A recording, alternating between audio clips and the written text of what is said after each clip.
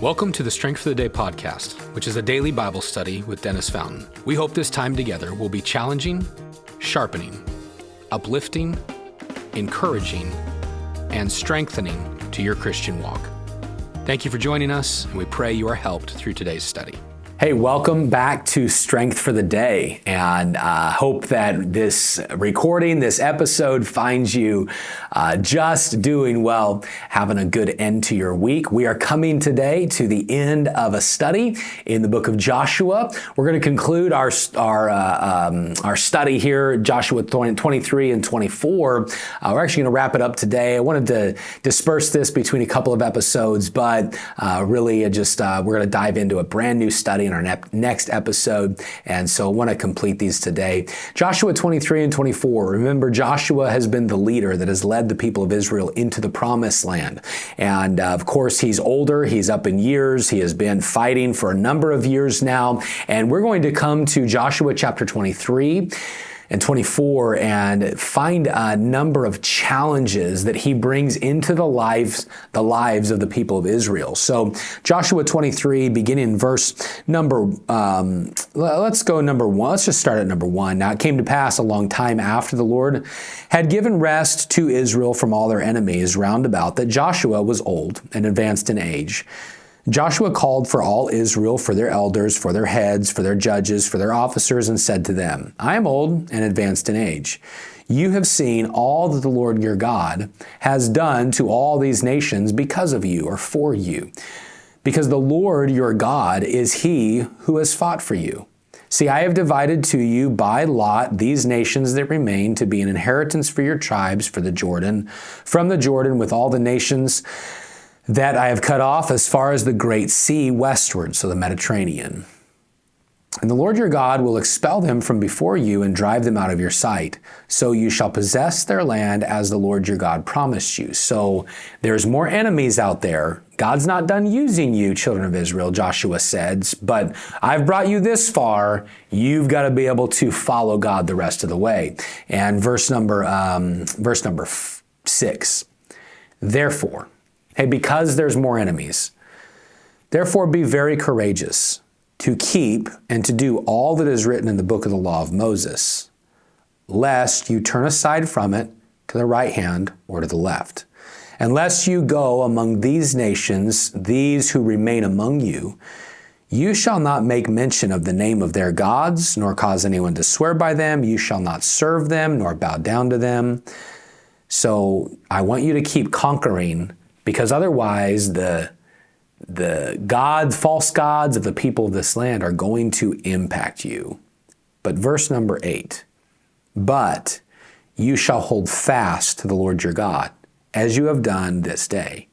For the Lord has driven out from before you great and strong nations. But as for you, no one has been able to stand against you unto this day.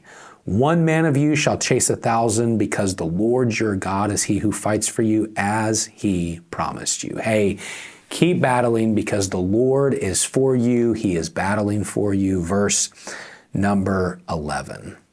Therefore, all right, now catch that. Therefore, take careful heed, or give great attention to yourselves, that you love the Lord your God.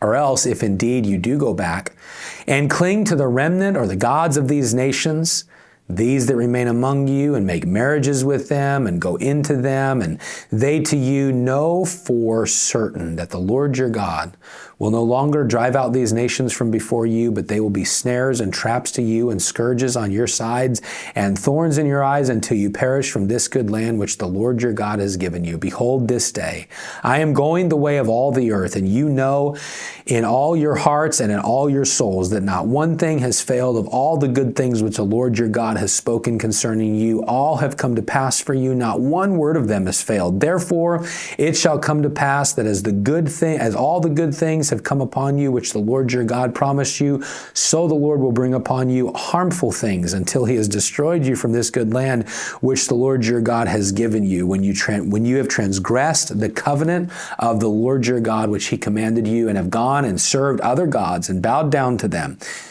Then the anger of the Lord will burn against you, and you shall perish quickly from the good land which he has given you. So Joshua is just challenging the people. Hey, listen, there's still enemies to be conquered. God is still for you. So here's my challenge. Verse number 12 that he gave them, we just read it a minute ago, or verse number 11.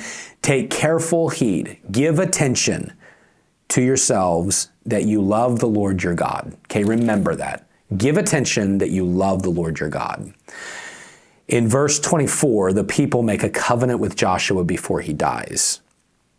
Chapter 24, excuse me. As you move into chapter 24, verse number 7, the children of Israel, nope, not 7. Well, verse 1, the judges and them present themselves before God. Verse 2, the children of Joshua continues to speak to them.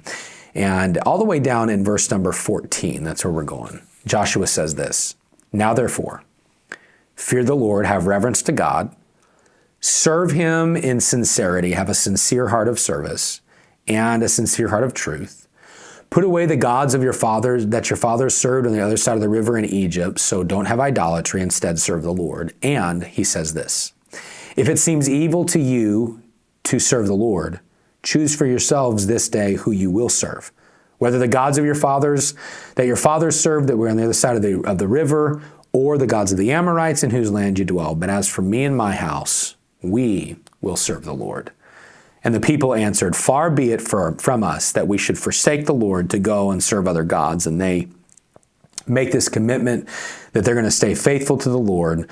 And verse number 26, so Joshua wrote these words in the book of the law of God, and he took a large stone and set it up under the oak that was by the sanctuary of the Lord. Joshua said to all the people, behold, this stone shall be a witness to us, for it has heard all the words of the Lord which he spoke to us. It shall therefore be a witness to you, lest you deny your God. And Joshua let the people depart to their inheritance. And then Joshua dies along with Eleazar, the son of Aaron, the priest that was serving as, of course, the priest for the people. And then Phinehas, his son, would take over. So, sorry, my mind's going a million different directions on this, but there's two things I want to bring out, all right? So here's this challenge that Joshua gives to the people. Hey, stay committed to the Lord. Keep following him. There's still land, but there's two decisions in here that if we're not careful, one of them we will call emotion, and the other one we will just kind of push off and say it's not important. It's an unimportant thought. Here's the two main things that Joshua challenged the people in that was a choice that the people would make. The first one is in chapter 23, when he says, give careful attention, careful heed that you love the Lord with all of your heart. The second one is in chapter 24. Choose today who you're going to serve. For me and my house, we will serve the Lord. There are two choices that Joshua makes. One, again, we say is emotion. That is the choice of love. Some people say that, I just don't feel like I love them anymore. I just don't feel like I love God anymore. I just don't feel like... We have to know, though, that love is not a feeling. Love is a choice that we make. Oh, now I know what pop culture says, and I know that what the hip songs all say and all that stuff about love being a feeling that we seek and an emotion that we follow. And I understand that we think of love as this warm, fuzzy feeling in our life, and I fall prey to that as well. But love is a choice we make that's demonstrated in the actions we live out. So if I say to Hannah, my wife, Hannah, I love you, but I don't talk to her today, I don't spend time with her today, I don't do anything, give anything for her today, I don't serve her in any way, it's simply just words. But if I'm going to choose to love her, I'm going to have to say to Dennis, all right, Dennis, do you love her? Yes. Okay, show it. Hannah, I love you. Hey, here's your cup of coffee this morning. Hannah, I love you. Hey, how can I help you today? Hannah, I love you. I'm not just going to keep saying I love you so I'm serving. No, the idea is I choose to love you, and that love will impact the service I give. That's where that second challenge comes in. So Joshua says, take heed, be careful how you love the Lord. Choose to love him, because then if you're loving him, you will choose to serve him. Choose you this day who you will serve. As for me and my house, we will serve the Lord. Why? Because I love the Lord. In those verses, in those 2 chapters, Joshua highlights all the victories that God had given them. And really, he's giving the children of Israel all these reasons to love God. And I would venture to say this morning that every single one of us, we have dozens and dozens and hundreds of reasons to love God. We love him because he first loved us. We love him because he died on the cross for us. We love him because he pours out blessings on us. We love him because he can protect us. We have so many reasons to offer love to the Lord. So I want to challenge you today, don't fall back on this mindset that love is an emotion or a feeling that we must have. No, love is a choice that we make that will be demonstrated in a life that we live and a service that we give. And so this morning, I want to encourage you, as we wrap up the book of Joshua, ask the Lord to help you. God, help me to choose to love you, to choose to live for you, and God, to choose to serve you. Monday, we will start a brand new study, and so I look forward to seeing you then in our next episode. Have a great weekend as you worship the Lord in your churches. If you are here in Moses Lake, come join us this Sunday. It'll be a great week as we wrap up our study in the book of Philemon. I look forward to seeing you there. If you are in the Moses Lake area and have never been to our church, join us Sunday, 8:30 or 10:30. We would be blessed to have you. Have a great day. We will see you Monday as we jump back into a new study.